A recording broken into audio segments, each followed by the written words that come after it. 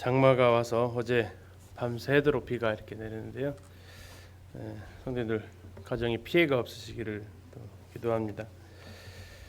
오늘은 사도행전 16장을 드디어 들어가는 날입니다.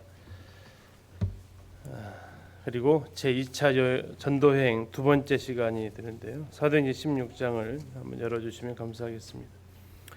오늘의 제목은 2차 전도여행에서 제일 핵심적인 말이라고 할 수 있는 건너와서 도우라, 마게도냐 사람이 바울의 환상이 나타나서 바울을 향해서 부탁했던 내용이 되겠습니다. 지난 시간에 사도행전 15장을 36절부터 이렇게 통해서 바울과 바나바가 헤어지는 장면을 보았습니다. 참 신실한 두 일꾼도 또 어떤 그러나 그것이 자기의 이익이나 또 자기 유익을 위한 것이 아닌 상황에서 한 사람은 복음의 확장을 위해서 또 한 사람은 성도의 세움을 위해서 참 결별하는 이런 모습. 그럼에도 불구하고 하나님께서는 이 일을 쉬지 않으시는 모습을 같이 이렇게 보았습니다.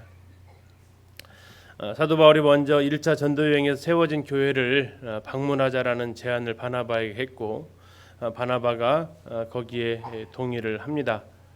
하지만 마가가 동행하는 이 부분에 의해서 바울이 거절하면서 둘은 결별을 하게 되죠. 그 모든 과정 가운데 1차 전도여행에서는 바울과 바나바를 비롯한 안디옥 교회 모든 교회가 이 일을 위해서 함께 기도하다가 시작이 되었는데 2차 전도여행에서는 좀 그것과 다른 방향으로 두면서 이러한 어려움이 생기지 않았나도 같이 이렇게 생각을 해보았습니다. 그러한 결과로 인해서 바울과 바나바가 참 심히 다투고 피차 갈라섰다라고 나오는 모습을 보는데 일꾼들 사이에서 이런 분별의 차이로 인한 이런 다툼이 있을 수 있습니다. 그러한 부분들에 있어서도 더 많이 기도해 주셔야 되고 또 한국 교회가 더 하나 되어지고 또 기린노 교회가 하나 됨을 위해서도 더 많은 기도가 필요하겠습니다. 결국 이제 두 팀으로 나누어져서 바울과 신라는 1차 전도 여행지 중에서도 터키 땅 길리기아 쪽으로 이렇게 올라가게 되고 바나바와 마가는 역시 1차 전도지였던 키프로스 그 섬으로 떠나가게 됩니다. 사람의 연약함에도 하나님의 일은 포기되거나 좌절되지 않음을 보게 되었습니다. 자, 오늘은 이제 사도행전 16장 이 두 팀의 전도팀의 출발을 성경은 기록하고 있지만 두 팀을 다 따라가진 않고 성경의 기록은 바울과 신라를 통한 그 전도의 발길에 주목을 하고 있습니다. 그래서 오늘부터 전개되어지는 사도행전 16장부터 18장 하반절까지는 2차 전도 여행 바울과 신라 중심으로 이루어졌던 그 전도 사역을 같이 이렇게 살펴보겠습니다. 오늘 본문은 사도행전 16장 1절부터 10절까지의 말씀이 되겠습니다. 제가 읽어드리겠습니다. 바울이 더베와 루스드라에도 이르매 거기 디모데라는 제자가 있으니 그 어머니는 믿는 유대 여자요 아버지는 헬라인이라. 디모데는 루스드라와 이고니온에 있는 형제들에게 칭찬받는 자니 바울이 그를 데리고 떠나고자 할세 그 지역에 있는 유대인으로 말미암아 그를 데려다가 할례를 행하니 이는 그 사람들이 그의 아버지는 헬라인 줄 다 알미러라. 여러 성으로 다녀갈 때에 예루살렘에 있는 사도와 장로들이 작정한 규례를 그들에게 주어 지키게 하니 이에 여러 교회가 믿음이 더 굳건해지고 수가 날마다 늘어가니라. 성령이 아시아에서 말씀을 전하지 못하게 하시거늘 그들이 부르기아와 갈라디아 땅으로 다녀가 무시아 앞에 이르러 비두니아로 가고자 했으되 예수의 영이 허락하지 아니하시는지라. 무시아를 지나 드로아로 내려갔는데 밤에 환상이 바울에게 보이니 마게도냐 사람 하나가 서서 그에게 청하여 이르되 마게도냐로 건너와서 우리를 도우라 하거늘 바울이 그 환상을 보았을 때 우리가 곧 마게도냐로 떠나기를 힘쓰니 이는 하나님이 저 사람들에게 복음을 전하라고 우리를 부르신 줄로 인정함이로라. 1절까지 10절까지 1절에서 10절까지 내용은 대략 이렇습니다. 바울과 신라가 2차 전도 여행을 출발을 합니다. 2차 전도 여행을 출발을 하는데 그들은 지금의 터키 땅으로 출발을 하게 되고요. 그곳에서 1차 전도 여행에서 복음을 들었던 더베, 루스드라, 이고니온, 비시디 안디옥 이쪽 지역들을 역순으로 돌아가게 됩니다. 그러면서 그곳에서 하나님의 말씀을 다시 전해주고 이 할례 문제로 인해서 그들의 복음이 흔들렸기 때문에 그것을 다시 굳건하게 해줍니다. 그리고 15장에 있었던 예루살렘 종교회의를 통해서 이 할례가 구원의 조건이 되지 않는다라는 것을 다시 정확하게 전달함과 동시에 유대인으로 구성된 교회와 이방인으로 구성된 교회 간에 서로 교제를 위해서 지켜야 할 4가지 규례를 전달을 해줍니다. 자, 그렇게 되면서 그 이방인 땅에 세워졌던 그 교회들이 더욱 굳건해지고 성도들은 계속해서 전도를 하면서 교회 성도들의 수도 늘어나는 내용이 앞에 부분에 나와 있습니다. 자, 그리고 이제 또 하나의 중요한 포인트는 이 전도 여행 과정 속에서 출발을 몇 명이 했죠? 2명이 합니다. 바울과 실라 이 2명이 전도 여행을 하다가 이 1차 전도 여행지에서 한 명의 동역자가 더 추가가 되어집니다. 그 사람 이름은 누굽니까? 디모데라는 사람이었습니다. 디모데는 사도 바울의 일생에 그가 죽을 때까지 그와 함께 동역했던 정말 소중한 동역자였습니다. 바울에게 있어서 그는 아들과 같은 사람이었고 실제로 바울은 디모데를 나의 참 아들이다라고 이렇게 부르는 사람이었습니다. 그리고 그가 죽기 전에 디모데를 보고 싶어하는 정말 사랑하는 자였는데 그와 바울의 첫 만남이 이 2차 전도 여행에서 일어나게 되고 여기에서부터 디모데는 청년의 시절부터 바울을 따라 나서는 정말 중요한 동역자로서의 삶을 이어가게 됩니다. 그리고 가다가 또 한 번 지금 본문에 나와 있는 걸 보시면 9절에 우리가 주목해야 될 하나의 단어가 10절에 나와 있는데요. 그것은 제일 마지막 줄에 우리를 부르신 줄로 인정함이러라라는 이 문구입니다. 여기는 사람 이름이 나와 있지 않습니다. 그러나 우리라는 단어를 우리가 주목하게 되는데 내가 소속되어 있으면 우리라고 단어를 쓰게 되어져 있습니다. 내가 소속이 안 되어 있으면요. 그들 이렇게 표현을 하죠. 근데 여기에서 보게 되면 이 10절 마지막 부분에 우리를 부르신 줄로 인정함이라 이렇게 나오면서 이 사도행전을 기록했던 누가라는 의사, 그 의사가 이 전도 여행에 합류했다라는 것을 보여주는 구절이 16장 10절이 되겠습니다. 그러니까 또 한 명의 동역자가 늘어나게 되는 것입니다. 그 이름이 누구라고요? 누가였습니다. 그러니까 2명으로 출발했는데 사도행전 16장 1절부터 10절의 과정 속에서 2명의 동역자가 생깁니다. 한 사람은 어린 청년 디모데였고 또 한 사람은 사도 바울의 주치의였던 의사 누가였습니다. 그래서 2명으로 시작해서 4명으로 마게도냐로 건너갈 때는 4명이 이제 늘어나서 확장되어져 가게 됩니다. 전도팀이 4명으로 가게 되죠.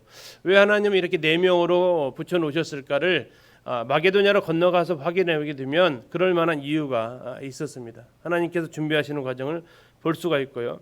그래서 두 번째 중요한 포인트는 사도 바울의 동역자가 추가가 되었다라는 부분입니다.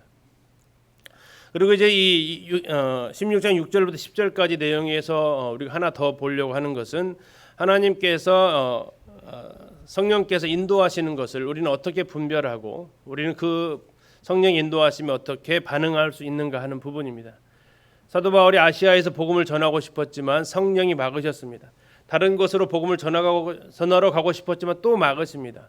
이때 우리가 어떠한 태도를 취해야 되는가 생각하면서 하나님의 인도하심을 우리가 어떻게 받고 나아갈 것인가를 사도행전 16장 1절부터 10절까지를 통해서 같이 보려고 합니다. 다시 한번 우리 사도행전에 나타나 있는 사도 바울의 전도 여행을 살펴보게 되면 1차 전도 여행은 우리가 사도행전 13장부터 14장까지 이렇게 같이 이렇게 보셨습니다. 구브로에서 출발해서 버가로 가서 비시디 안디옥 다음에 이고니온과 루스드라 더베 중심으로 이루어졌던 1차 선교 여행이 기록되어져 있었고요. 우리는 이것을 살펴보았습니다. 그리고 이제 오늘부터 살펴보게 될 사도행전 16장부터 18장까지 이어지고 있는 2차 선교 여행은 1차 선교 여행이 저쪽 터키 땅을 중심으로 이루어져 있다면 2차 선교 여행은 지금 보이는 저 노란색 지도는 현재 그리스라고 이렇게 글씨가 보이시죠? 그래서 2차 선교 여행의 핵심은 바로 이쪽에 있는 그리스가 되겠습니다. 유럽이죠, 유럽. 이게 1차 선교 여행은 터키가 아시아에 해당이 된다면 2차 선교 여행은 이 그리스 중심의 유럽이 되겠습니다. 그리고 이제 18장 하반절부터 나오는 3차 선교 여행 지역이 있는데 그곳은 에베소라는 지역입니다. 우리 성경에 에베소서가 기록되어져 있는데 그 에베소가 3차 선교 여행의 중심인데 오늘은 어디를 중심으로 본다고요? 오늘부터요? 예, 오늘은 그렇습니다. 2차 선교 여행 중심으로 16, 17, 18장에 걸쳐서 보게 됩니다. 이것은 굉장히 중요한 지역입니다. 왜냐하면 성경의 서신서들이 이곳에 다수 기록되어져 있습니다. 사도행전과 사도 바울의 그 사역 그리고 사도 바울이 쓴 서신서를 이렇게 종합을 해서 지난번에 봤었는데 다시 한번 보면요. 이건 위에는 사도행전 9장부터 시작해서 28장까지의 기록을 보여주고 있습니다. 지금 사도행전 여기 있는 이 숫자는 1, 2, 3, 4는 1차 전도여행, 2차 전도여행, 3차, 4차 전도여행을 보여주고 있고요. 다음에 로마하고 1을 쓰는 것은 로마의 1차 투옥 기간, 2차 투옥 기간을 보여주고 있습니다. 사도 바울이 사도행전 9장에서 주님을 만나면서 구원을 받습니다. 그리고 약 13, 14년간 그는 광야에서 또는 고향에서 복음을 전하면서 준비된 일을 하게 되죠. 그러다가 1차 전도 여행을 사도행전 13장에서 떠나가게 됩니다. 그쪽 지역은 주로 갈라디아 지역이었고 다녀온 이후에 갈라디아 서신서를 또 쓰게 됩니다. 그리고 지금 오늘은 바로 제2차 전도 지역인 시간상으로는 약 AD 50년에서 52년 그러니까 1차 전도 여행 끝나고 약 1년 후 정도 대략 이렇게 잡으시면 되겠습니다. 이곳에서는 서신서를 2번을 기록하는데 데살로니가라는 마게도냐 지역에 교회가 있었습니다. 그 마게도냐 지역에 있었던 데살로니가 교회를 향해 썼던 두 편지가 데살로니가 전서, 데살로니가 후서입니다. 이 두 가지의 서신이 기록되어지는 전도 여행이 바로 2차 전도 여행입니다. 그리고 우리가 아까 에베소 중심으로 보셨던 지역이 이제 3차 전도 여행에 들어가는데 이때는 3권의 책이 쓰여집니다. 고린도전서, 고린도후서, 그다음에 로마서 이 3개의 책이 쓰여지고요. 로마의 1차 투옥이 되면서 사도행전이 28장에서 끝나게 되는데 거기에서 책 4권이 쓰여지죠. 에베소서, 골로새서, 빌레몬서 그리고 제일 마지막에 풀려나기 직전에 쓴 책이 빌립보서 4권이 쓰여집니다. 1차 감옥에서 끝나고 사도 바울은 자유의 몸이 됩니다. 그리고 그가 로마서에서 그렇게 가고 싶었던 서바나, 스페인 그쪽으로 가서 쓰게 되는 책이 이제 그 전도 여행을 하게 되는데 그 과정에 쓴 책이 디모데전서 그리고 디도서를 씁니다. 그러다가 다시 바울이 잡혀서 로마의 2차 투옥을 하게 되고 그곳에서 쓰여진 책이 바로 디모데후서가 쓰여지면서 디모데후서는 사도 바울이 쓴 마지막 서신으로 이렇게 알려져 있습니다. 외우기 쉽죠. 1차 때 1권, 2차 때 2권, 3차 때 3권, 이거 보통 4차로 잡으면 4권 이렇게 쓰여지는데요. 자, 오늘은 어디를 보신다고요? 2차 전도 여행이라는 겁니다. 2차 전도 여행은 그리스 중심의 전도 여행이 되고 그곳에서 개척되어졌던 데살로니가 교회를 위해서 사도 바울이 고린도에서 편지를 써 보냅니다. 그래서 이 지역이 이제 굉장히 중요한 사도행전을 이해하는데 굉장히 중요한 전도 여행을 꼽으라면 2차 전도 여행이 되겠습니다. 지도를 통해서 이렇게 보게 되면 지금 이쪽이 이스라엘 땅입니다. 이쪽 이스라엘 땅 그리고 여기가 지금의 터키 땅입니다. 그리고 여기가 지금의 그리스 땅이고요. 여기가 1차 전도여행이 갔던 키프로스 섬이고 여기는 디도가 사역했던 그레데 섬이 나와져 있습니다. 자, 2차 전도 여행은 사도행전 15장 36절부터 팀을 꾸리기 시작해서 사도행전 18장 22절에서 마무리가 되어집니다. 대략 기간은 2년 6개월 정도의 시간이 소요되고 사도 바울이 걸어서 배 타고 다녔던 거리가 약 4,480km 정도의 대략 이 정도의 거리를 옮겨 다니게 됩니다. 서울에서 전주까지가 200km 정도 되거든요. 그렇게 되면 몇 번 왕복을 걸어서 배 타고 다녔는지를 확인해 볼 수 있겠죠. 예, 뭐 왕복하면 400km 되니까 거의 11번 정도 이렇게 왕복해야 되는 걸어서 다녀야 되는 굉장히 참 긴 여정을 다녔습니다. 여기에 누가 동역하게 되냐면 처음 출발할 때는 바울과 실라가 동역을 하죠. 그러다가 루스드라에서 누가 합류하고요? 디모데가 합류합니다. 그리고 나서 드로아에서 또 한 명이 합류하는데 그가 누가라는 사람이 합류를 하게 됩니다. 그리고 이 2년 6개월이라는 시간 중에서 가장 많은 약 1년 6개월이라는 시간, 18개월이라는 시간을 우리가 잘 알고 계시는 고린도 지역에서 사도 바울이 사역을 합니다. 고린도는 그리스의 대표적인 아가야 지역이 대표적인 도시였고 고린도전서, 고린도후서의 무대가 되는 곳이 고린도가 되겠습니다. 그리고 이제 빌립보가 유럽에 들어가서 처음으로 세워진 교회 뿐만 아니라 나중에 이제 빌립보서 가서 보겠지만 기독교가 공인된 이후에 처음으로 또 그곳에 교회가 세워지는 지역도 빌립보가 되겠습니다. 자, 사도 바울이 이 유럽으로 가기 위해서 지나가야 했던 곳이 있습니다. 지도에 보시면 여기 이제 길리기안 게이트라고 되어져 있는데요. 자, 어떤 곳인지 영상을 통해서 잠시 이렇게 한번 살펴보도록 하겠습니다.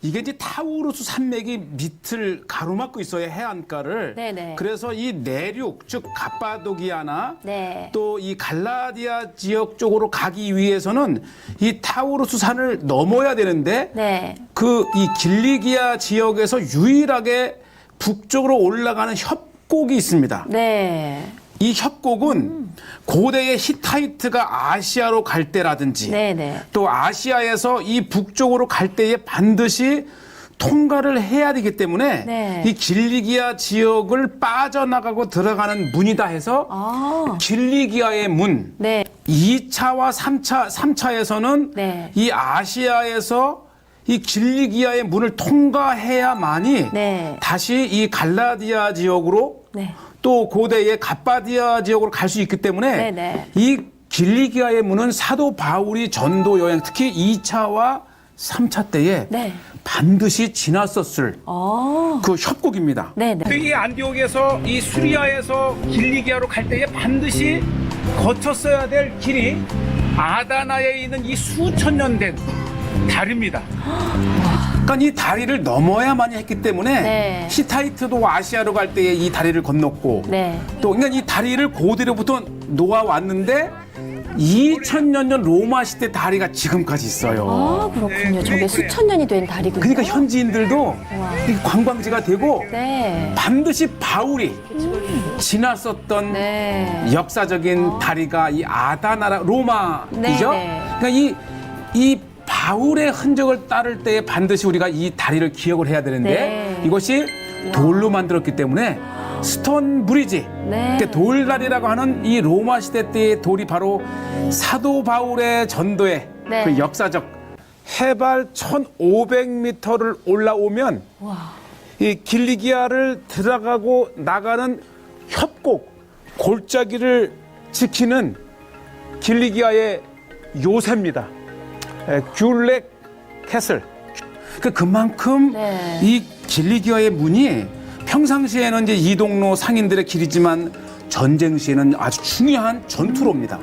그래서 이 길목은 고대로부터 중요한 전략적인 장소인데 네. 제가 이제 이곳을 찾아서 이제 그 길리기아의 요새를 보고 네. 길리기아의 협곡을 한번 네. 내려다 보려고 이렇게 왔는데 마침 이 산악지대라 굉장히 그 네. 운무가 네, 많이 네, 껴 있고요. 네. 그죠? 와. 저게 이제 전략적으로 지형적으로 네. 아주 중요한 네. 게이트를 지금 막 지나고 있어요. 네. 이곳을 지나는 것만으로도 우리는 사도 바울의 2000년 전에 네네. 그의 발걸음을 우리가 기억할 수 있는 거죠.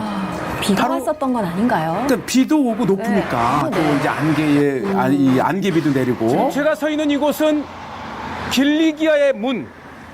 사도 바울은 2차와 3차에 거쳐서 갈라디아 쪽으로 갈 때에 바로 이 길리기아를 빠져나가는 문을 통해서 전도 여행을 떠났습니다. 그러니까 이제 문이라고 해서 이 대문 이런 게 아니고 네, 그러게요. 요 협곡이 이게 들어가고 나가는 문처럼 생겼다고 하는 와. 것인데 지금 우리 시청자들께서는 2000년 전에 네. 사도 바울이 지났던 그 전도에 네. 길리기아 길을 막 이렇게 빠져나가서 이제 네네네. 갑바도기아 지역으로 가게 되는 것이고요. 이게 이제 예, 지금 보셨던 것이 길리기안 게이트인데요. 이 타우루스 산맥을 넘어가야 되는데 그 산맥을 이렇게 넘어가는 게 아니라 협곡을 통해서 넘어가는 길이고 협곡이라고 하지만 아까 보셨던 대로 해발 1,560m 이렇게 고산지로 넘어가야 됩니다. 지금의 차를 가지고 가지만 예전에 저 산을 넘어서 가는 건데요. 성경에는 딱 어떻게 기록이 되어져 있냐면 15장 41절, 16장 1절 그 사이에 이렇게 딱 기록되어져 있습니다. 뭐라고 기록되어 있냐면 수리아와 길리기아로 다니며 교회들을 견고하게 하니라 바울이 더베와 루스드라에도 이름에 이렇게 나와 있어요. 그래서 이 글만 봐가지고는 어디로 어떻게 갔는지를 모르는데 41절과 16장 1절 그러니까 길리기아에서 더베로 넘어가는 길에 지금 저것을 넘어가야 되는 거예요. 얼마나 힘들었을까를 생각을 해보고 지금처럼 뭐 신발이 좋았던 때도 아니고요. 치안이 확보됐던 때도 아닙니다. 정말 두 사람이 서로 대화를 주고받으면서 저 험난한 협곡을 지나서 자신의 복음을 전했던 그들을 만나기 위한 목적으로 가는 거죠. 자, 그리고 나서 이제 1차 전도 여행지를 방문하고 오늘 이제 2차 전도 여행을 가는데 2차 전도 여행의 주요 선교지의 출발점은 드로아입니다. 여기까지는 터키 땅입니다. 드로아에서 환상을 보고 여기에서 누가가 전도팀에 합류를 했다라고 말씀을 드렸습니다. 그래서 4명이 이제 마게도냐로 건너가게 되는 것입니다. 마게도냐 건너가서 제일 먼저 도착하는 지점이 네아폴리입니다. 지금 이제 빨간색으로 켜졌는데 여기가 네아폴리가 되겠습니다. 영어로 표현하면 네오폴리스입니다. 우리말로 하면 신도시죠. 신도시. 새롭게 개발된 도시. 네아폴리는 네오폴리스 신도시입니다. 빌립보의 외항입니다. 전주로 들어오려면 배 타고 전주로 들어오려면 어디를 거쳐야 됩니까? 군산을 거쳐야 되죠. 그것처럼 똑같습니다. 빌립보로 가려면 여기 네아폴리를 거쳐야 되기 때문에 네아폴리가 나오는 것입니다. 네아폴리에서 사도 바울의 일행은 곧바로 목적지인 빌립보로 가게 됩니다. 사도행 16장에서 잘 아시는 대로 여기에서 귀신 쫓아났다가 매도 맞고요. 또 루디아라는 여인도 만납니다. 그리고 매를 맞아서 이제 떠나가야 되는 상황이 되는데 이제 갓 세워진 교회 얼마나 마음이 안타깝겠습니까? 그래서 사도 바울은 여기 한 명을 떨어뜨리게 됩니다. 누가 남습니까? 그 4명 중에서 제일 마지막에 합류되었던 누가가 제일 먼저 여기서 남습니다. 누가가 빌립보 교회를 계속해서 돌아보다가 사도행 20장에서 다시 우리라는 단어가 등장하면서 누가가 사도 바울의 대열에 또 다시 합류를 합니다. 자, 그리고 나서 그 다음에 가는 지역이 어디로 가냐면 데살로니가 지역으로 이제 가게 됩니다. 데살로니가 지금 가는데 이 사이에 점이 찍혔습니다. 아주 그냥 우리 성경에서는 가볍게 읽어가는 암비볼리, 아볼로냐 이런 지역들이 나와 있습니다. 그것도 이제 살펴볼 텐데 성경에 특별한 기록은 되어 있지 않기 때문에 그 다음 지역인 데살로니가로 갑니다. 여기에 3주간 회당에서 복음을 전했다고 하고 여기에 역시 박해하는 일이 벌어집니다. 그리고 아주 급하게 바울은 피난을 가야 되는데 역시 3주밖에 되지 않은 정말 핏덩이 같은 이 교회 성도들을 돌아보기 위해서 다 떠나지 못하고 한 명을 또 남겨둡니다. 누구를 남겨두냐면 이곳에서 디모데를 떨어뜨리게 됩니다. 그리고 바울과 실라가 이제 사도행 18장에 보시면 17장에 보시면 바울과 실라가 베레아로 넘어가는 모습을 볼 수 있습니다. 베레아는 저 안쪽에 이곳이 이제 베레아로 넘어가게 됩니다. 근데 여기서 복음을 굉장히 잘 듣고 신사적으로 들었는데 데살로니가 사람들이 바울이 베레아로 피신되어 갔다는 소식을 듣고 거기까지 쫓아옵니다. 그래가지고 바울은 또다시 떠나야 되는데 이 베레아도 이제 개척된 지 얼마 안 된 성도들이잖아요. 그래서 또 한 명을 또 떨어뜨립니다. 누구예요? 실라를 떨어뜨려요. 4명이 출발을 했는데 곳곳 가는 곳마다 빌립보에서는 누가를, 데살로니가에서는 디모데를, 베레아에서는 실라를 떨어뜨리고 계속해서 그들을 잘 돌아보라고 부탁을 합니다.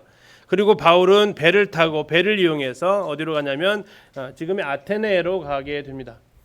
자, 아테네로 가는데 베레아 형제들로 같이 아테네로 가게 돼요. 그곳에서 가면서 아테네에서 복음을 전하는데 베레아 형제들한테 얘기합니다. 디모데와 실라를 좀 급히 오게 해라. 내가 아테네에서 기다리고 있겠다라고 이야기를 합니다. 그리고 그들이 배 타고 다시 올라가서 연락을 했겠죠. 그리고 디모데와 실라가 아테네에서 다시 합류를 하게 됩니다. 다시 3명의 팀이 꾸려졌고요. 이야기를 들어보니까 그들을 여기다가 좀 잡아둘 상황이 아니었어요. 그래서 다시 보냅니다. 너희들이 갔던 곳으로 다시 가서 그들이 어떤지를 다시 좀 알아봐라. 그리고 다음에 올 때는 아테네가 아니라 그 다음 목적지인 고린도에서 만나자라고 합니다. 그래서 사도 바울은 혼자 고린도로 또 가게 되고 디모데와 실라는 이 아테네에서 한 명은 베레아로, 한 명은 데살로니가 또 올라가게 됩니다. 그때 이제 쓰여졌던 서신이 이제 데살로니가 전서를 고린도에서 다시 쓰게 되는데, 다시 고린도로 이 두 사람이 사도행 18장 읽어보면 디모데와 실라가 18장에서 다시 합류를 하게 됩니다. 그러면서 고린도 교회에서 데살로니가 성도들을 향해서 쓰여진 편지가 데살로니가 전서, 후서가 1년 6개월 동안 머물면서 이곳에서 쓰여지게 되고, 그들이 떠나간 사이, 기다리는 사이에 새로운 동역자 부부를 만나게 되는데, 그들이 바로 아굴라와 브리스길라 부부를 만나게 됩니다. 그리고 그들은 또한 역시 사도 바울의 평생의 동역자가 되죠. 고린도에서 1년 6개월의 사역이 마치고 그는 이제 돌아가게 되는데, 배를 타고, 지금 이렇게 육지로 간 게 아니라 배를 타고 곧장 에베소로 가는데, 이때 아굴라 브리스길라도 같이 동행을 합니다. 이때 에베소로 가기 위해서 배를 탄 곳이 겐그레아라고, 베베의 고향인 겐그레아에서 배를 타고 여기까지 가게 되죠. 그래서 아굴라 브리스길라를 떨어뜨려 놓고 사도 바울은 다시 이제 안디옥으로 돌아가는데, 곧장 안디옥으로 돌아가는 게 아니라 이 상황을 예루살렘 교회에다가 아마 전할 필요가 있었던 것 같습니다. 그래서 배를 타고 가이사랴까지 와서 그 다음에 이제 예루살렘으로 가서 보고를 하고 다시 자기를 파송했던 안디옥으로 오게 되는 그런 과정이 제2차 전도 여행의 과정이 되겠습니다. 2명에서 시작이 되었던 이 전도 여행이 마지막 다시 돌아올 때까지 완전히 한 바퀴를 도는데, 이 거리가 약 4,400km 이상 되는 2년 6개월의 긴 시간 동안에 사도 바울의 전도 여행이 되어지는 것이죠. 자, 그럼 이제 본문을 통해서 좀 더 내용을 세 가지 측면에서 좀 보겠습니다. 첫 번째, 1차 전도 여행을 통해 세워졌던 교회가 사도 바울의 선교 활동을 통해서 어떻게 되었는지, 그리고 하나님께서 사도 바울이 2차 전도 여행을 할 수 있도록 어떠한 동역자들을 만나게 하시는지, 그리고 그러한 2차 전도 여행에서 방향 전환을 하는 가운데에서 성령의 인도를 그가 어떻게 받고 해석해서 가는지를 살펴보려고 합니다. 16장 1절 바로 들어가기 전에 아까 말씀드린 15장 41절부터 잠시 보면 이렇습니다. 수리아와 길리기아로 다니며 바울이 더베와 루스에도 이름에, 아까 보셨던 이 41절과 1절 사이에 어디를 통과해야 된다고요? 타우루스 산맥을 넘어가야 되는데, 그것을 넘어가기 위해서 지나가는 곳이 길리기아 협곡, 길리기아의 문이라는 그곳을 지나가야 된다는 것입니다. 1500m 이상이 되는 타우루스 산맥은 2000m가 넘는 굉장히 높은 산입니다. 그 고지를 넘어가는 과정 가운데 있었다는 것을 좀 기억을 해주시면 좋겠습니다. 16장 1절 바울이 더베와 루스드라에도 이름에 거기 디모데라는 제자가 있으니 그 어머니는 믿는 유대 여자요 아버지는 헬라인이라. 디모데는 루스드라와 이고니온에 있는 형제들에게 칭찬받는 자니, 이렇게 나와 있습니다. 여기 지역 이름을 색깔을 좀 이렇게 갈색으로 표시를 해봤습니다. 구분하시라고. 근데 이제 수리아 길리기아는 지금으로 말하면 전라북도 전라남도라는 그런 도 개념입니다. 그리고 더베, 루스드라, 이고니온 이런 지역은 전주시, 군산시, 익산시 하는 도시 개념이라고 생각하시면 되겠습니다. 같이 쓰여 있지만 느낌은 다릅니다. 자, 사도 바울이 이곳에 가서 루스드라에 만났는데 거기에 디모데라는 제자를 만났다라고 이렇게 이야기하고 있습니다.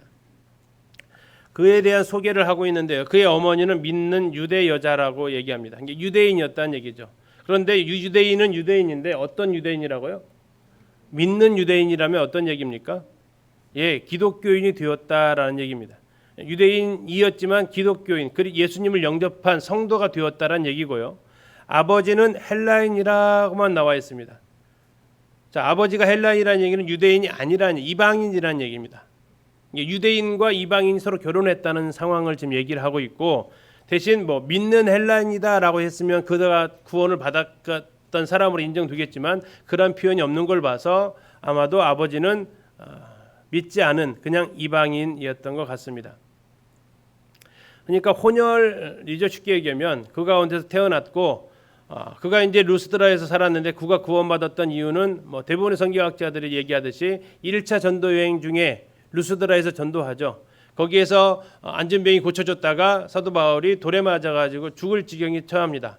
그런데 하나님 도우셔서 그가 버려졌는데도 불구하고 다시 살아나서 복음을 전하는 그 과정 속에서 아마도 디모데는 구원을 받아서 그 이후로 약 한 2, 3년 정도 시간 정도가 흘렀을 텐데 2년 정도에 다시 만나게 되는 겁니다.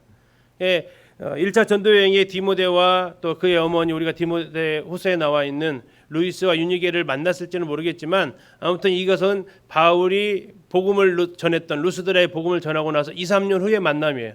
근데 2, 3년 후의 만남을 통해서 디모데가 어떠한 사람으로 인정받고 있냐면 루스드라와 이고니온의 어떤 사람으로요? 칭찬받는 자라고 기록되어져 있습니다. 루스드라와 이고니온에 있는 형제들에게 칭찬을 받았던 자다. 칭찬받는 자라는 이 뜻을 다른 말로 표현하면 좋은 평판을 받았다라는 뜻을 가지고 있습니다. 사도행전은 이 칭찬받는 것에 대해서 굉장히 주목을 하고 있는 책이기도 합니다. 자, 7 지사를 뽑을 때도 칭찬 듣는 사람이어야 했고요. 고넬료를 소개할 때도 그는 칭찬 듣는 사람이었습니다. 그리고 사도 바울에게 안수했던 아나니아도 칭찬받는 사람이었습니다. 하나님께서 칭찬받는 사람들을 쓰고 계시는 것을 성경은 기록을 하고 있습니다. 우리가 교회에서 칭찬하는 형제 자매님들이 있습니다. 그렇죠? 누구를 칭찬해주고 싶으세요? 한번 떠올려 보세요. 특별히 우리 청년 형제들, 학생들 중에서 칭찬하고 싶은 또 우리 젊은 형제 자매들 중에서 칭찬하고 싶은 형제 자매들 한번 떠올려 보십시오. 그들이 주님의 일에 귀하게 쓰임받을 일꾼들이 됩니다. 사람에게 칭찬받지 못하는 사람이 하나님께 칭찬받는다라는 것은 거의 쉽지 않습니다. 하나님은 사람들에게 칭찬받는 사람들을 사용하신다라고 성경은 이렇게 기록을 하고 있습니다. 나는 교회에서 어떠한 평판을 받고 있나요? 나는 이 기린노 교회에서 성도들로부터 어떠한 사람으로 보여지고 있나요? 그것에 우리가 얽매이고 올무에 빠질 필요는 없겠지만 우리가 그것에 대해서 다른 사람의 시선을 신경 쓰고 다른 사람이 나를 어떻게 볼까 생각하면서 살면 올무에 빠질 수 있겠지만 그러나 내 삶이 성실하게 내 삶이 일상적으로 주님을 섬기는 삶이면 어느 순간 나도 모르게 칭찬 듣고 있을 것입니다. 지금 아마 성도님들 머릿속에 칭찬 드릴 사람 한번 떠올려 보십시오. 저희 교회가 또 시간이 좀 더 지나면 장로들을 또 세워야 될 것입니다. 그러면 아마도 그 더 세워질 장로들은 어떤 사람이 되겠습니까? 예, 그렇죠. 교회 안에서 칭찬 듣는 사람이 장로가 되어야 되겠죠. 교회 안에서 성도들한테 칭찬 듣지 못하는데 어떻게 교회 안에서 성도들을 인도할 수 있겠습니까? 칭찬 듣는다는 거. 근데 디모데는요 좀 더 특별했습니다. 왜 특별했냐면 그가 사는 루스드라에서 칭찬 듣는 것은 그래도 괜찮았어요. 근데 어디까지 칭찬했다고요? 예, 이고니온에 있는 형제들한테까지도 칭찬을 받았다고요. 쉽게 얘기하면 이렇다는 얘기입니다. 이 전주 기린노 교회에서 칭찬 받을 뿐만 아니라 인근에 있는 예를 들어 군산교회에서 우리 형제를 칭찬한다고 생각해 보십시오. 익산에서 또 남원에서 정읍에서 김제에서 칭찬 듣는 분 계십니까? 우리 교회뿐만 아니라 주변에 있는 교회들로부터도 칭찬받는 사람. 그러면 왜 이고니온에 있는 형제들한테도 그가 칭찬을 받았을까요? 그의 사역의 범위가 지역교회 안에 국한되어 있지 않았던 모습을 또 볼 수 있습니다. 그의 은사로 여러 교회들을 섬겼던 모습을 볼 수 있죠. 그래서 우리의 삶이 먼저 하나님의 일꾼으로 쓰임 받기 전에 성도들에게 칭찬받을 수 있어야 한다는 것을 우리가 생각해 보게 됩니다. 그리고 성도님들은 그런 칭찬받을 형제 자매들이 보이시면 칭찬을 해 주십시오. 보이게 하는 사람도 있지만 보이지 않는 사람들도 참 수고하는 분들도 꽤 많습니다. 그래서 우리가 격려해 주시고 또 함께 이를 위해서 기도해 주시면 감사하겠습니다. 자, 이렇게 사도 바울이 칭찬 듣는 디모데를 보니까 어떤 마음이 들었을까요? 데려가고 싶다 하는 마음이 듭니다. 우리 전도팀에 데려가고 싶다. 3절에 그렇게 나와 있습니다. 바울이 그를 데리고 떠나고자 할세. 그 지역엔 유대인으로 말미암아 그를 데려다 할례를 행하니 이는 그 사람들이 그의 아버지는 헬라인 줄 다 알미러라. 데리고 가고 싶었습니다. 이 전도 행렬에 함께 하고 싶었습니다. 동역자로 같이 가고 싶었습니다. 그런데 바울과 디모데의 나이는 얼마나 차이 날까요? 예, 꽤 차이 납니다. 22살 이상 차이 난 것으로 볼 수 있습니다. 다시 말하면 바울이 디모데를 가리켜서 나의 참 아들이라고 했으면 아버지와 아들뻘이라는 것이죠. 이 전도 여행에 아버지와 아들뻘 세대를 넘나드는 사역이 이루어지고 있습니다. 그래서 이 집사님들 계시고 장로들도 있고 또 소고 리더들도 계시지만 우리 형제 자매님들이 해야 될 가장 중요한 사역 중에 하나가 바로 내 다음을 이어갈 수 있는 그 누군가를 세워서 같이 데리고 다니는 겁니다.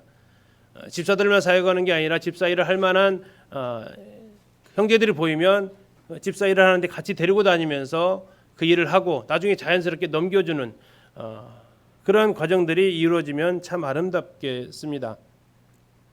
그래서 이 하나님의 사역은 바로 겹침을 통해서 바톤이 계속해서 이어져가는, 바울은 그것까지 염두에 있는지 모르겠지만 칭찬받는 그를 데리고 떠나고자 했습니다. 그랬더니 걸리는 문제가 있습니다. 이게 무슨 문제냐면 그가 아직 할례를 받지 않았다라는 겁니다. 할례를 받지 않았다는데 왜 할례를 받지 못했느냐? 아버지가 누구라고요?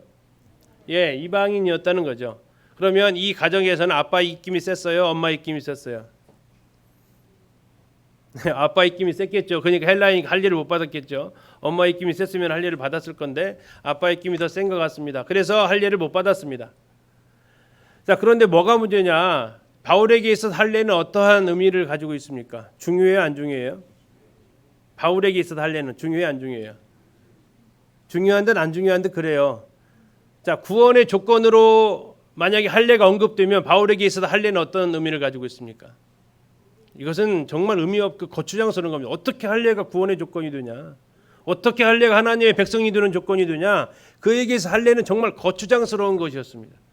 이것을 구원의 조건으로 제시를 하게 된다면, 그러나 바울에게 있어서 복음을 전도의 조건으로 이 할례가 어떤 의미로 다가올까요?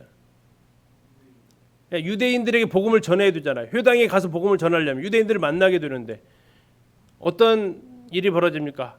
유대인들이 할례 받지도 않은 사람이 하나님 말씀 전한다면 들으려고 하지 않은 거죠. 그래서 구원의 조건으로서는 할례를 도저히 용납할 수 없는 거였어요. 그러나 복음을 전하는 이 일에 장애물이 되면 바울은 어떻게 했다고요? 예, 그것을 서스럼 없이 합니다. 그것을 나중에 고린도전서 9장 19절부터 23절에 사도 바울은 이렇게 고백합니다. 내가 이방인한테는 이방인같이 되었다. 유대인들한테는 유대인같이 되었다. 그 이유가 뭐라고요? 한 영혼이라도 더 얻으려고 그랬다. 이걸 내가 타협하는 게 아니다. 타협하는 게 아니고 구원의 조건으로는 할례를 인정할 수 없지만 복음을 전하는데 만약 할례가 장애가 된다면 나는 그거 시행하는데 전혀 주저함 없다라고 그가 이야기를 합니다.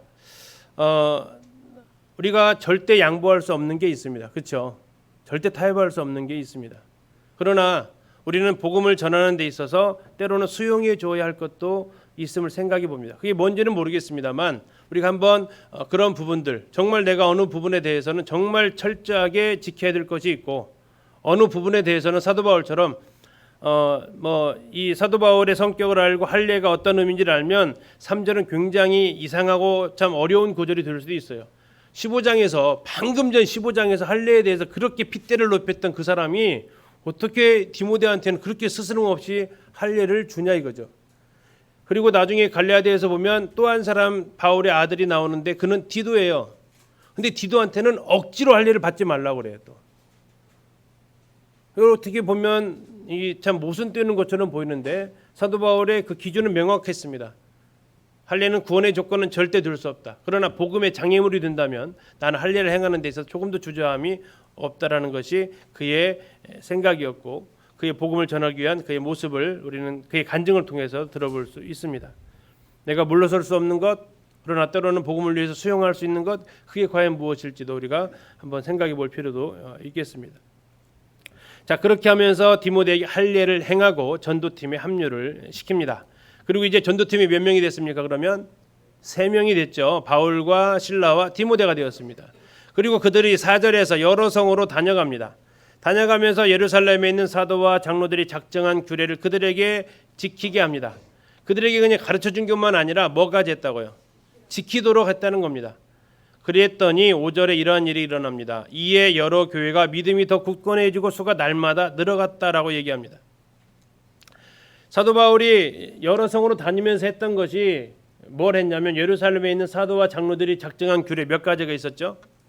4가지가 있었습니다. 피와 목매어 죽인 것과 음행과 또 하나 뭡니까? 피와 목매어 죽인 것, 우상의 제물 먹는 거 피해라라고 얘기합니다. 이 4가지를 피하고 다음에 오직 구원은 믿음으로만 받는다. 할례가 구원의 조건이 아니다라고 이렇게 명백하게 딱 구분을 해줍니다. 그랬더니 어떤 일이 벌어졌다고요? 예, 그들의 믿음이 더 굳건해졌다라는 것입니다. 자, 믿음이 더 굳건해졌는데 믿음이 왜 굳건해졌는가 봤더니 앞에 뭐라고 했냐면 그것들을 뭐 했다고요? 지켰다고요. 성경을 알아서 믿음이 굳건해지지 않습니다. 어떨 때 믿음이 굳건해집니까? 예, 우리가 하나님의 말씀을 듣고 순종하고 실행에 옮길 때 믿음이 굳건해집니다. 믿음이 굳건한 믿음은 성경 머릿속에 머무는 믿음이 아니고 손과 발로 옮겨진 믿음이 굳건한 믿음입니다. 더 나아가서 믿음이 굳건해지면 어떠한 일이 벌어집니까? 수가 날마다 늘어갑니다. 자, 창세기 1장에서 하나님은 아담과 하와를 향해서 아담과 여자를 향해서 명령을 내리십니다. 뭐하고 뭐하라 그러죠? 생육하고 번성하라라고 합니다. 생육하고 번성하라. 노아에게도 하셨던 말씀이 동일합니다. 생육하고 번성하라. 우리가 지금 아이들이 청소년들이 있지만 아이를 낳기 위해서는 먼저 뭐 해야 됩니까? 성장해야 됩니다. 그렇죠? 생육해야 됩니다. 생육해야 돼요. 성장해 나가야 돼요. 그 다음에 뭐 해야 됩니까? 번성할 수 있다라는 얘기예요. 자, 교회는 먼저 튼튼해져야 됩니다. 성도들의 믿음이 튼튼해져야 됩니다. 굳건해져야 됩니다. 아니, 더 굳건해져야 됩니다. 우리의 비교 대상이 누굽니까? 기린노교회 비교 대상이 누구예요? 온고울 송천교회가 비교 대상입니까? 아니면 서울에 있는 어느 교회가 비교 대상입니까? 우리의 비교 대상은 누구예요? 예, 지난주에 우리의 모습이에요. 지난주에 우리 기린노교회의 모습이고, 그리고 지난주보다 올해 이번 주가 더 주님 안에서 믿음이 더 굳건해져야 되는 거예요. 우리 지역교회 있는 그 교회들은 우리 경쟁 대상 아니에요. 비교하지 마세요.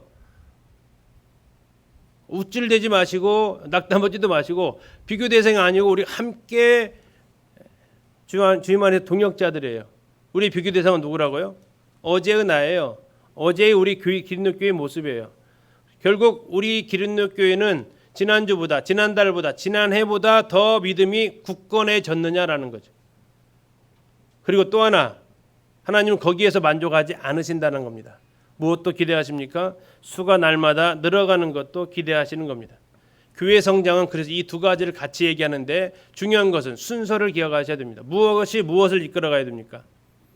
예, 질적인 성장이, 믿음의 성장이, 양적인 성장, 성도들의 그 숫자를 더 늘려나가게 하는 것이 힘이 있는 것입니다. 이게 뒤집어지면 교회는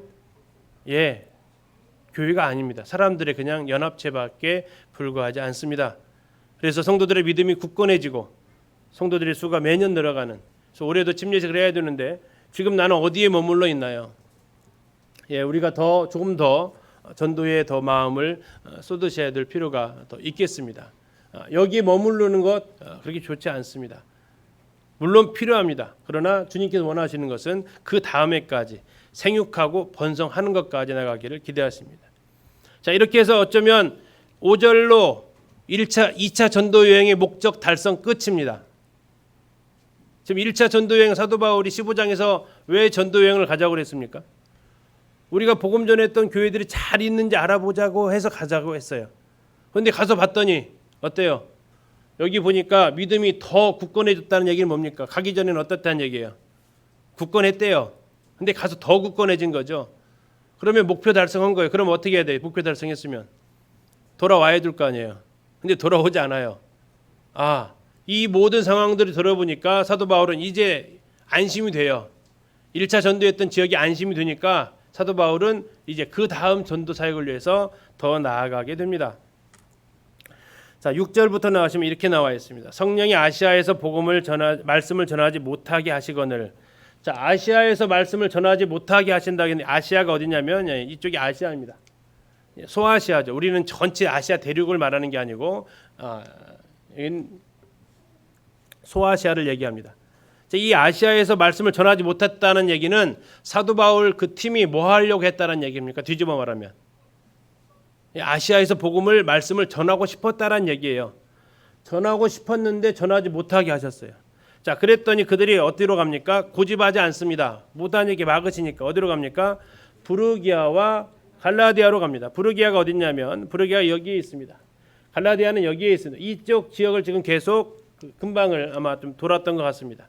그러다가 그들이 이제 계획을 세웁니다. 아예 저 흑해 쪽으로 올라가자. 비두니아로 가자. 자, 비두니아로 가기 위해서 그가 거쳐야 되는 곳이 이제 무시아라고 하는데 아마 여기쯤에서 해당이 되었을 것입니다. 이 무시아 땅으로 무시아로 앞에 이르러 무시아가 바로 보이는 지역이니까 이 정도 왔겠죠. 무시아 앞에 이르러 어디로 가려고 했다고요? 비두니아로 가려고 했다라고 나와 있습니다. 비두니아가 이제 여기입니다. 만약 이때 이제 비두니아로 갔으면 성지순례 코스가 여기에 생겼겠지만 여기가 이제 비두니아로 못 갔습니다. 자, 그래서 비두니아로 가고자 뭐 했다고 나옵니까? 애썼다라는 얘기예요. 어떻게든 갈 방법을 찾아봤다는 얘기입니다. 그런데 이번에는 누가 허락하지 않아요? 예수의 영이 허락하지 않았어요. 한 번은 성령이라고 표현되어져 있고 한 번은 예수의 영이라고 표현되어져 있습니다. 다시 말하면 성령은 누구의 영이라는 얘기입니까? 예수님의 영이라는 것도 같이 확인할 수 있겠습니다. 자, 허락하지 않습니다. 그랬더니 이제 이 무시아에서 비두니아로 못 가고 어디로 갑니까? 무시아를 지나 어디로 갔어요? 드로아로 내려갑니다. 드로아가 지금 여기입니다. 드로아가 여기인데 여기는 지금 보니까 땅 끝입니다. 더 이상 갈 수 있을 때까지 다 간 거예요. 다시 말해서 그들은 지금 동쪽에서 출발을 했습니다. 그래서 이 남쪽으로 가려고 했어요. 막혔습니다. 북쪽으로 올라가려고 했습니다. 막혔어요. 어디로밖에 안 남았습니까? 서쪽밖에 안 남았어요. 서쪽으로 계속해서 갔는데 성령이 인도하시면 안 보여요. 그래서 가는 데까지 갔어요. 어디까지 갔냐면 드로아까지 갔어요. 드로아 바로 위에는 트로이의 목마라고 유명한 곳이 한 16km 정도 떨어져 있는데 그쪽에 또 다른 드로아라는 지역이 있어요. 여기까지 갔습니다. 어떠한 마음이었을까요? 이 사람들 얼굴 표정을 카메라에 담으면 도대체 하나님의 뜻은 어디에 있을까 찾고자 하는 그런 마음이 아니었을까 싶습니다. 이 거리 지금 말이 이렇지요. 이걸 걸어서 다닌다고 생각해 보세요. 남자 셋이서 개나리 보침 하나씩 메고 복음 지금 뭐 하려고 했냐? 말씀 전하려고 했다고요. 복음 전하려고 했는데 자꾸 막으시는 거예요.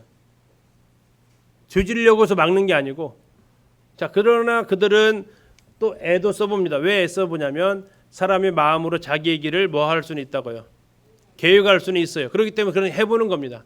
근데 계획을 해보면 뭘 할 수 있냐면 하나님 인도하시면 알 수 있다는 거예요. 그래서 그들이 도착한 곳이 어디냐면 9절에 나와 있는 밤에 드로아에서 환상을 봅니다.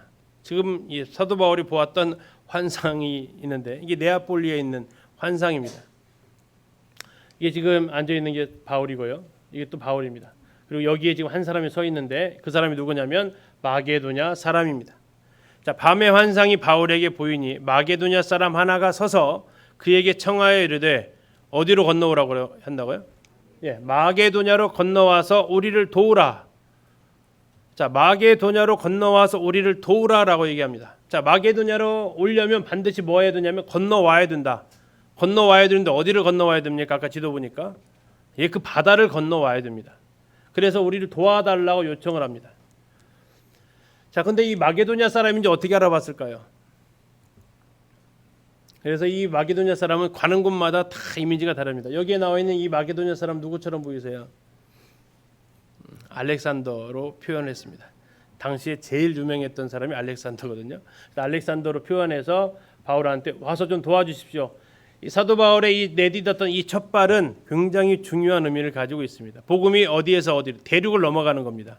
아시아에서 유럽으로 굉장히 이제 의미 있는 첫발을 내딛는 이 사파를 그릴 때 상당히 신경을 써서 그렸다고 합니다. 한 발은 지금 어디에 있어요?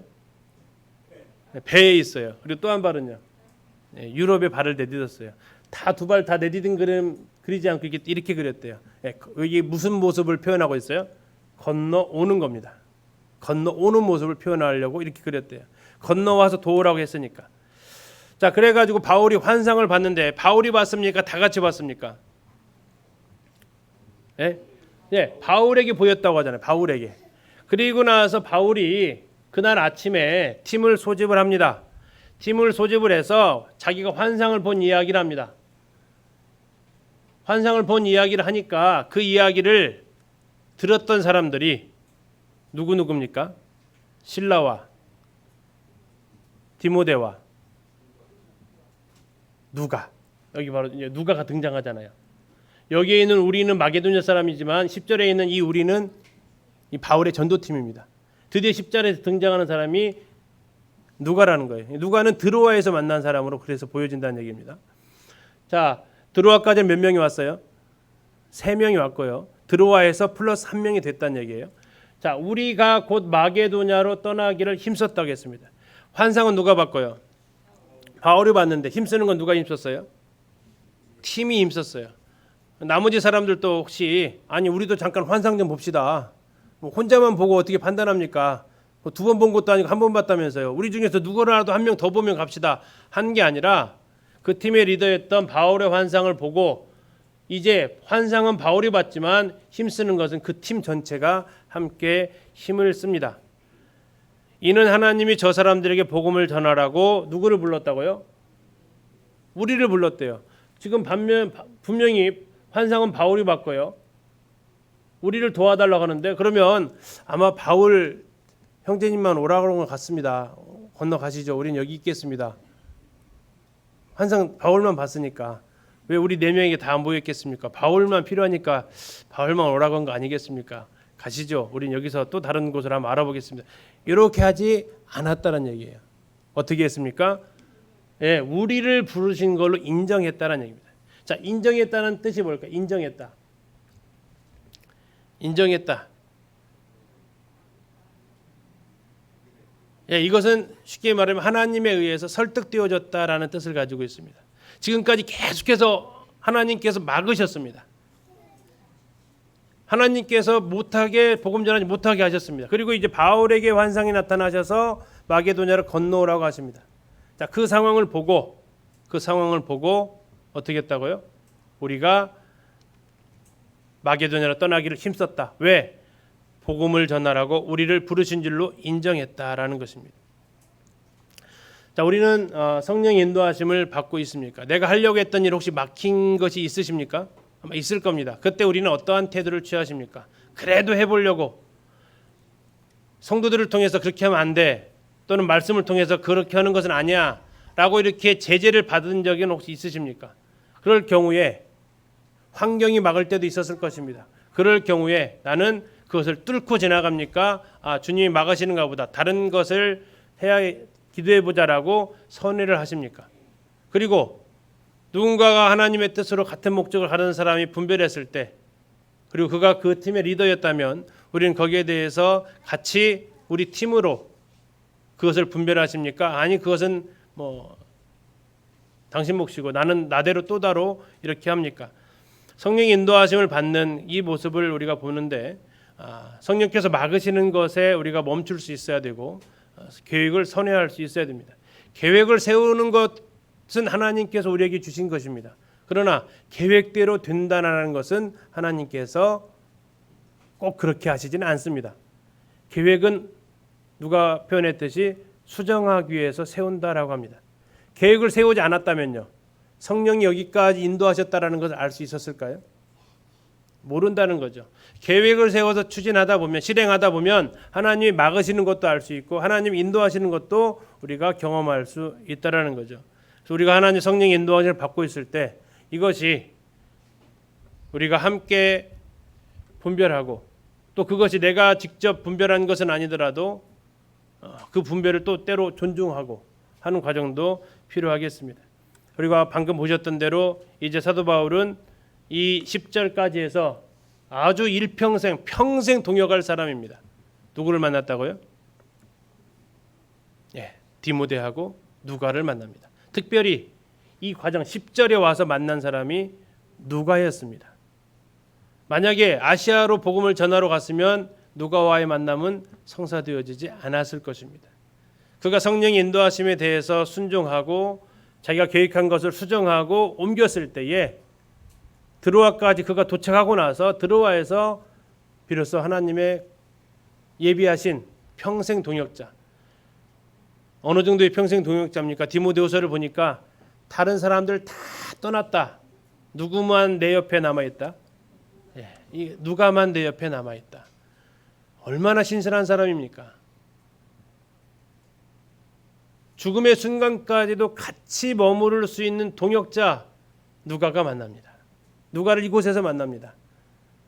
죽음의 순간에 보고 싶었던 그 동역자 디모데를 이 전도 여행을 통해서 만나게 됩니다. 지금까지 제 신앙하는 여정을 쭉 살펴볼 때도 여러 사역의 순간순간에 하나님께서 동역자들을 만나게 해주셨고 또 저도 동역을 했고 그런 부분 가운데 참 감사가 됩니다. 혼자 이 길을 갔다면 바울이 갔을 수 있었을까요? 아까 그 험난한 산맥을 혼자 넘어간다면 우리가 갈 수 있었을까요? 지금까지 신앙생활을 나 혼자 해왔다면 우리가 올 수 있었을까요? 그렇지 않고 내 손을 잡아줬던 사람들, 나와 함께 있어 주었던 사람들, 주님의 일에 함께 힘을 모아줬던 사람들이 있었기 때문에 우리가 여기까지 올 수 있었음은 부인할 수 없습니다. 잠시 그분들을 한번 떠올려 보시죠. 내 평생의 동역자가 누가 있었는지, 누가 함께 이 선교의 길에 함께 했었는지, 주님 신앙의 길에 함께 있었는지, 그리고 그 사람에게 감사를 한번 표해 보시죠. 그분들이 있었기에 여기까지 올 수 있었습니다. 우리 주일학교 찬양팀 이름이 기분투라는 게 있습니다. 기분투. 원래는 이제 우분투라는 게 있습니다. 우분투. 아프리카에 있는 그 사람들에게서 나온 단어입니다. 네가 있기에 내가 있다라는 뜻입니다. 이걸 기린누교회 주일학교 찬양팀이 기린누교회에 적용하면서 우분투가 아니라 기분투로 바꿨어요. 뜻은 동일합니다. 네가 있기에 내가 있다. 자, 옆에 분 한번 만나 주시죠. 이야기 한번 해보시죠. 자매님이 있어서 제가 있을 수 있었습니다. 한번 하시죠. 형제님이 계셔서 제가 여기 있을 수 있었습니다. 저도 역시 이제 사역을 하면서 많은 동역자들이 있었습니다. 뭐 여기도 앉아있죠. 우리 요한 형제도 제가 이 교회학교 여러 가지 일을 혼자 하는 것이 벅차게 보여서 뭐라도 좀 도와드리면 하실 수 있겠다고 동역해줘서 벌써 10년 가까이 동역을 해주고 있습니다. 또 우리 40대 형제님들 제가 잘 압니다. 우리 자매님들이 저를 약간 미워한다는 것을. 집에서 좀 퇴근해서 쉴만하면은 자꾸 형제님들을 불러내가지고 월화수목금토 총 7일 중에서 5일 6일을 교회에 나오게 만들었던 그럼에도 불구하고 거기에 함께 동역해 주셨던 수고에 또한 감사를 드립니다. 소그룹으로 수고하시는 많은 형제 자매님들 성도들의 세세한 것까지 살펴주셔서 우리 교회가 여기까지 올 수 있었습니다. 교회학교 우리 부장교사님들과 또 주일학교 선생님들 우리 아이들 한 영혼 한 영혼 돌아보고 신방해 주셔서 여기까지 올 수 있었습니다. 우리는 혼자서 어떤 일을 할 수 있는 사람이 아닙니다. 사람 인자가 쓰러지지 않는 것은 서로가 지탱하고 있기 때문에 그렇다고 합니다. 사도 바울이 로마서 16장에서 그의 동역자 명단을 쭉 서술합니다. 그 이름 하나하나 떠올릴 때마다 그에게 함께했던 시간들의 추억이 그의 머릿속을 스쳐갔을 것입니다. 그렇습니다. 우리의 순간에도 때로 잠 안 오실 때 잠자려고 애쓰지 마시고 성도들 하나씩 나를 도와줬던 사람들, 기도해줬던 사람들, 손잡아줬던 사람들 떠올려 보십시오. 그리고 그들을 위해서 잠시 기도하십시오. 그들을 축복해 주십시오. 네가 있기에 내가 있다. 형제님이 있어서 자매님이 있어서 내가 여기까지 올 수 있었다 하고 고백하는 이러한 길이 우리가 나그네 길에 정말 좋은 동역자로 우리가 서로에게 동역할 수 있는 길을 갈 수 있다 싶습니다. 사도 바울이 2명이 4명이 되었습니다. 그리고 그 4명은 우리가 잠시 전에 봤지만 2차 전도 여행에서 정말 소중한 곳에 한 명 한 명을 떨어뜨려 줍니다. 만약에 2명만 갔으면 어땠을 것 같아요? 신라랑 단둘이 갔으면요. 참 어려웠을 거예요. 동역자들이 있어서 여기까지 올 수 있었음에 또한 감사를 드립니다. 감사합니다.